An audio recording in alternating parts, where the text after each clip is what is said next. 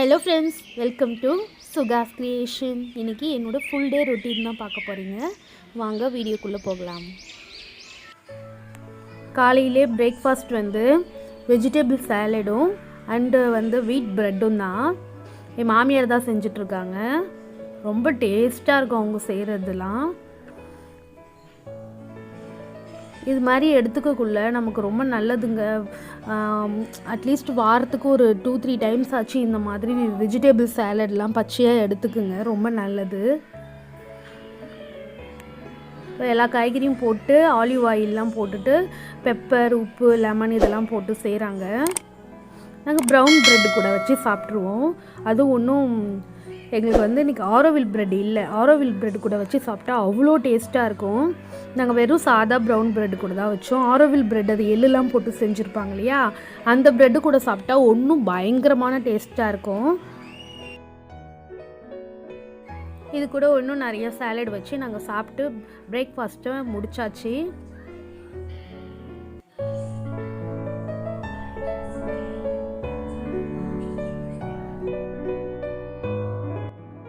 முடிச்சுட்டு அப்படியே கொஞ்சம் நேரம் அப்படியே கார்டனில் பார்த்துட்டு இருந்தோம். பார்த்துட்டு நான் அந்த ஃப்ளவர் பார்த்துட்டு இப்படி திரும்புகிறேன். இங்கே ஒருத்தர் பாருங்கள், இந்த முயலை எப்படி படுத்துட்ருக்குது. அங்கே அந்த பூனை அந்த முயல் பார்த்துட்டு பயந்துட்டு அங்கேயே இருக்குது. ஸோ இதெல்லாம் கொஞ்சம் நேரம் பார்த்துட்டு இருந்தோம். அதுக்கு ஈரமாக இருக்குல்ல, அதனால் ஜில்லுன்னு படுத்துட்ருக்கலான்னு சொல்லிட்டு அந்த ஈரமாக இருக்க மண்ணில் அழகாக படுமானமாக படுத்துட்ருக்கு. படுத்துட்டு வீட்டில் நல்லா விழும்ல பழம்லாம் எல்லாத்தையும் உட்காந்து சாப்பிட்டுட்டு இருந்துச்சு. ஆனால் இது எங்கள் முயல் கிடையாது, எங்கள் 2 வீட்டு தள்ளி அது எப்படியாவது. ஏன்னா இங்கே தான் நிறைய ஃப்ரூட்ஸ் கிடைக்கும், நல்லா பெரிய இடமா இருக்குதுன்னு சொல்லிட்டு இங்கே வந்துடுது. அவங்க வீட்டில் தேடவே மாட்டுறாங்க, இங்கே தான் இருக்கும் அப்படின்னு சொல்லிட்டு இது இங்கே தான் சுற்றி வந்துச்சு. ஸோ அதை கொஞ்சம் வேடிக்கை பார்த்துட்டு அது கூட விளாடிட்டு அப்புறமா எப்பயும் போல் மதியானம் சமைக்கணும்ல, அதனால் சமைக்கிறதுக்கு வந்தாச்சு. உப்பு மட்டும் ஆயிடுச்சுன்னா நீங்கள் திரும்ப அதிலே கொட்டாதீங்க, அதை கழுவிட்டு கொட்டுங்க. ஏன்னா அது ஒரு மாதிரி ஈரப்பதம் மாதிரி இருக்கும். அதனால நம்ம நல்லா வாஷ் பண்ணி நைட்டே ஆயிடுச்சுன்னா வாஷ் பண்ணி வச்சுட்டு மார்னிங் எடுத்து கொட்டிடுங்க. அது மாதிரி இருந்திங்கன்னா நமக்கு பார்க்கவும் ரொம்ப நல்லாயிருக்கும், அந்த குழப்பு தன்மைலாம் இருக்காது. ஸோ உப்பையும் எப்பயுமே நிறையா இருக்க மாதிரி வீட்டில் வச்சுக்கோங்க, காலியாக விட்டுறாதீங்க. நான் இன்றைக்கி சாம்பார் வச்சுட்டு மீன் தாங்க வறுக்க போகிறேன். ஸோ பருப்பை நல்லா கழுவிட்டு வெறும் பூண்டு தான், நான் மஞ்சத்தூள் போட்டு வேக வைக்க மாட்டேன். வேக வச்சேன்னா அந்த குக்கர் மேலெலாம் எல்லோ கலரில் வந்துடுது, அதனால நான் வேக வைக்க மாட்டேன். ஒரு பக்கம் ரைஸும் ஒரு பக்கம் பருப்பும் வெந்துட்டுருக்கு. அந்த கேப்பில் நம்ம மீனை வாஷ் பண்ணி எடுத்துடலாம். எங்களுக்கு வேறு எந்த மீனுமே அந்த அளவுக்கு எங்களுக்கு இன்ட்ரெஸ்ட் இருக்காது. எங்களுக்கு காணாங்கத்தை மீன் மட்டும்தான் பிடிக்கும். அது ரொம்ப கிடச்சிதுன்னா நாங்கள் அதை வாங்கிப்போம். மற்றபடி வேறு எதுலேயுமே மீனெல்லாம் நாங்கள் இன்ட்ரெஸ்ட் காட்ட மாட்டோம். இந்த மீன் அப்படியே நீட்டாகவே நான் கட் பண்ணாமலே வறுக்க போகிறேன். ஃபஸ்ட்டு எப்படின்னா அந்த சைடில் இருக்க முள் எல்லாத்தையுமே நம்ம கட் பண்ணிடணுங்க. வாழையிலையும் சரி தலையிலையும் சரி நம்ம ஃபஸ்ட்டு எடுத்து கையை வைக்கக்கூடாது. சில பேர் எந்த மீன்னாலும் குழன்னு ஆயிடுதுன்னு ஃபீல் பண்ணுறாங்கல்ல, அவங்க பண்ணுற தப்பு என்னவாக இருக்கும், ஃபஸ்ட்டு தலையெல்லாம் பிச்சு கடாசிட்டு அதுக்கப்புறம் அந்த பெலாறு எடுக்கிறாங்கல்ல அது எடுப்பாங்க. ஸோ அது பண்ணக்கூடாது. தலையெல்லாம் எடுக்காமல் தான் பெலாறுலாம் எடுத்துட்டு அப்புறம் தான் தலையை கட் பண்ணிவிட்டு வாழை கட் பண்ணணும். ஸோ அது மாதிரி நம்ம பண்ணக்குள்ளே மீன் குழன்னு ஆகாது.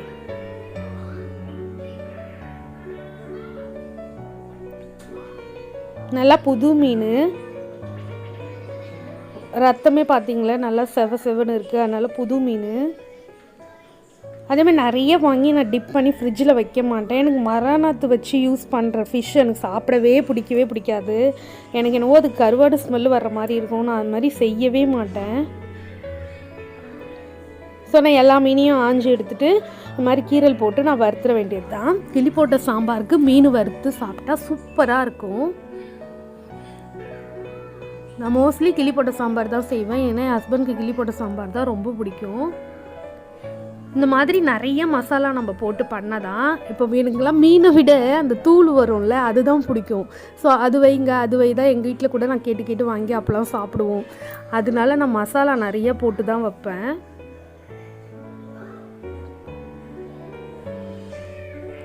ஸோ 4த்தையும் ஒன்றுத்துலேயே போட்டு அப்படியே வறுத்து எடுத்துட வேண்டியது தான்.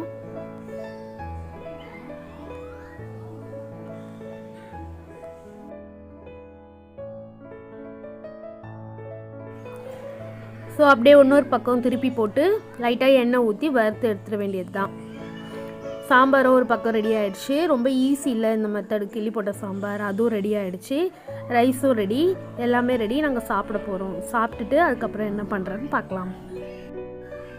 சாப்பிட்டுட்டா எல்லாம் அழகாக ஜம்முன்னு தூங்க போயிடுவாங்க. ஆனால் நம்ம மட்டும் என்ன பண்ணணும், குக் பண்ணதை எல்லாத்தையும் க்ளீன் பண்ணணும். அதுக்குள்ளே பாத்திரம்லாம் வந்திருக்கோம், எல்லாத்தையும் நம்ம ஜாமான்லாம் கழுவி வச்சுட்டு தான் தூங்கணும்.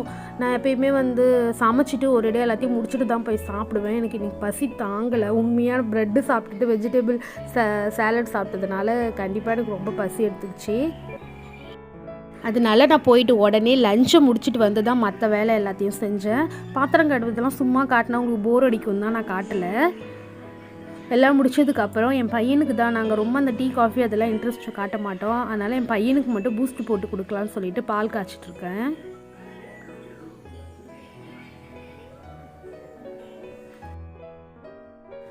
ஸோ ராகி சேமியா செய்யலான்னு சொல்லிட்டு, அதான் சேமியா புட்டு சொல்லுவாங்கள்ல, அது செய்யலான்னு சொல்லிட்டு ரெடி பண்ணிகிட்ருக்கேன்.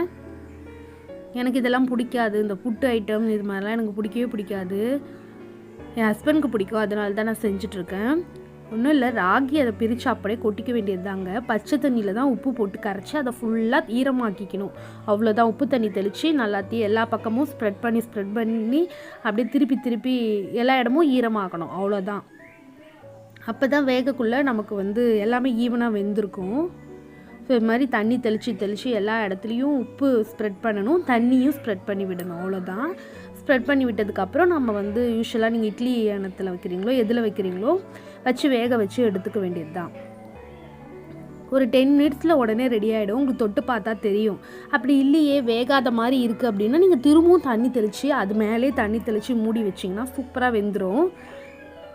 நல்லா வெந்துருச்சு. வெந்ததுக்கப்புறம் உங்களுக்கு எவ்வளோ தேவையோ அந்த அளவுக்கு சர்க்கரை போட்டு, நீங்கள் தேங்காய் திருவி வச்சுருப்பீங்கள்ல அது போட்டு நீங்கள் சாப்பிட வேண்டியது தான். நீங்கள் வெல்லம் கூட இதில் ஆட் பண்ணிக்கலாம். நான் சுகர்லாம் கம்மியாக தான் சாப்பிடுவோம், அதனால் சுகர் கம்மியாக போட்டிருக்கேன். தேங்காயும் அந்த அளவுக்கு தேங்காய் போட்டால் பிடிக்காதுன்னு சொல்லுவாங்க, அதனால் நான் லைட்டாக தான் ஆட் பண்ணுறேன். சாப்பிட்டுட்டு வெளியே கிளம்புறோம். ஸோ நான் இப்படி தான் இன்றைக்கி போகிறேன். இப்போ நம்ம கட்டுற புடவையும் இந்த புடவை நல்லா இல்லை அப்படின்னு சொல்லிவிட்டு நம்ம அதை ஒதுக்கி வைக்க தேவையில்ல. அந்த புடவையை நம்ம கட்டுற மெத்தடில் கட்டினா எல்லாமே ரொம்ப அழகாக இருக்கும். நம்ம அதுக்கு தகுந்த மாதிரி ப்ளவுஸ் போடணும், அவ்வளோதான். ஸோ நம்ம கட்டுற விதத்தெலாம் கட்டணும். பக்கத்தில் இடத்துக்கு தான் போகிறோம் அப்படின்னு நினச்சாலும் நம்ம அழகாக போகணும், அவ்வளோதான். ஓகேங்களா? ஸோ நம்ம இப்போ கிளம்பியாச்சு. கிளம்பிட்டு எங்கே போகிறேன்னா, ஒரு இடத்துல புதுசாக ஒரு ஷாப் திறந்துருக்காங்க. அங்கே எல்லாமே சீப்பாக இருக்குதுன்னு சொன்னாங்க. அதனால நாங்கள் போய் பார்த்தோம். இந்த சோஃபாலாம் கண்டிப்பாக நான் விசாரிக்கக்குள்ளே அந்த நடுவில் இருக்குது இல்லைங்களா, அது மட்டும் 20,000 ரூபாய் சொன்னாங்க. இங்கே இந்த 3 செட்டுமே 15,000 ரூபாய். அது குஷன் போட்டு கொடுத்தா 4,000 எக்ஸ்ட்ரா சொல்லியிருந்தாங்க. ரொம்ப நல்லா இருந்துச்சு. அது மாதிரி நிறைய ஐட்டம்ஸ் இருந்தது, ஃப்ரிட்ஜு, அதெல்லாம் நான் தனியாக உங்களுக்கு வீடியோவாக போடுறேன். ஸோ அதெல்லாம் பார்த்துட்டு வீட்டுக்கு ஃப்ளிப்கார்ட்டில் ஆர்டர் போட்டுருந்தோம். இந்த சாக்கோஸும் இன்னொன்று பாஸ்தாவும். சரின்னு சொல்லிவிட்டு அது நாங்கள் வரோம். அதுவும் கரெக்டாக ஒரு 1 ஹவரில் வந்துருச்சு. 525 போட்டிருக்கல, 250க்கு கிடச்சிது 1 kg. அதே மாதிரி பாஸ்தா ரொம்ப நல்லா இருந்தது. இந்த பாஸ்தா தான் ஃப்ளிப்கார்ட்டோட ப்ராடக்ட்டு. 138 இருக்குது, ஆனால் 50 ருபீஸ்க்கு கிடச்சிது. ஸோ உடனே பாஸ்தா செய்ய ஆரம்பித்தாச்சு. நான் செஞ்சது எதுவுமே காட்டலை, அவ்வளோதான். ஃபைனலாக நான் கஸ்தூரி மேத்தி போட்டு எக்கு போட்டுட்டு கொஞ்சம் நேரம் பெரட்டி நான் எடுத்துடுறேன். ரொம்ப ரொம்ப ரொம்ப டேஸ்டியாக இருந்துச்சு.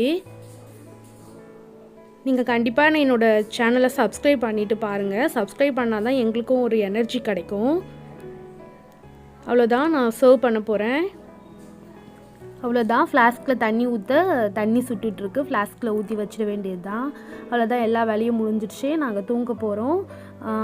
என் பையனும் நானும் இங்கே படுத்துக்க போகிறேன். என் ஹஸ்பண்ட் நைட் ஷிஃப்ட் கிளம்பிட்டாங்க. ஸோ நாங்கள் ஹால்லே படுத்துட்டு இன்றைக்கி டிவி பார்த்துட்டே தூங்குவோம். இதோட இந்த vlog நான் முடிச்சுக்கிறேன். உங்களுக்கு பிடிச்சிருந்தா லைக் பண்ணுங்கள், ஷேர் பண்ணுங்கள், சப்ஸ்கிரைப் பண்ணுங்கள். தேங்க்யூ.